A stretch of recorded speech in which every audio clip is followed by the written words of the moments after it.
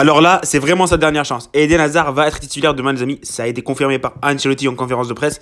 Il est obligé d'être décisif dans ce match-là. Sinon, bah voilà, ça sera le banc jusqu'à la fin de la saison. Et après, il sera vendu tout simplement, les amis. Salut à toutes et à tous les amis, salut à toutes et à tous. Avant-match Real Madrid-Cadiz qui sera joué donc demain à 21h heure française. Match compliqué, mais match pas si compliqué que ça parce que le Real devrait facilement gagner parce qu'on est premier du championnat contre une équipe qui est seulement 17ème du championnat avec 13 points. Donc voilà, l'écart il est là les amis et il faudra absolument gagner ce match parce qu'il ne faut pas perdre ce genre de match tout simplement. En termes de forme les amis, en termes de forme, le Real Madrid est inarrêtable tout simplement, inarrêtable. En Liga, on n'a perdu qu'un seul match, c'était contre l'Espagnol.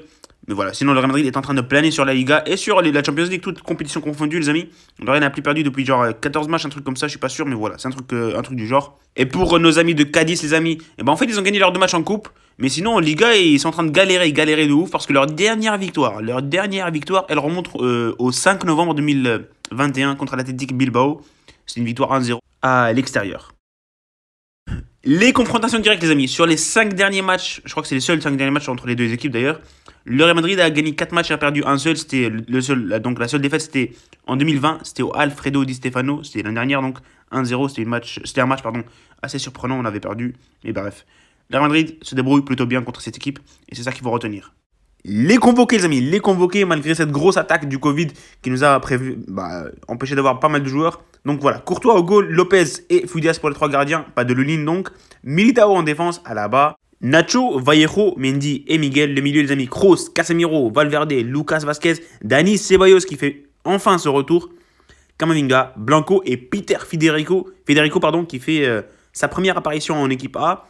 Donc voilà, pour les attaquants, on a du Eden Hazard qui va devoir absolument faire un match de fou. Benzema, Jovic et Vinicius Junior. Donc voilà, ça c'est pour les convoquer. Les absents maintenant, les amis.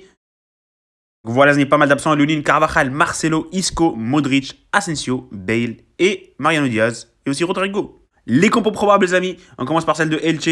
Ça devrait donc être un 4-3-3, les amis, avec Kala et Orellana en défense, avec Akapo et Espino sur les côtés. Jens Johnson, Thomas Alarcon, Alex Fernandez, le frère de Nacho au milieu du terrain. Et l'attaque, les amis, avec Ivan Airo, Sobrino et Choco Lozano en pointe.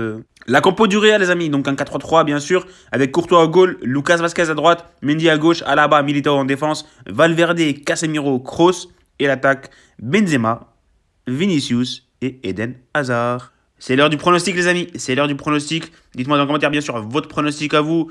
Personnellement, je vois le Real gagner facilement face à Cadiz, malgré les absences, malgré notre défaite l'année dernière face à cette équipe. Mais je pense vraiment que le Real va se balader contre cette équipe avec une victoire 4-1, les amis, contre Cadiz. Avec, pourquoi pas, un but d'Hazard, un but de Vinicius et un doublé de Benzema. Allez, dites-moi dans les commentaires, les amis, vos pronostics à vous. Et voilà, on se retrouve demain pour débriefer le match. Salut et profitez des vôtres.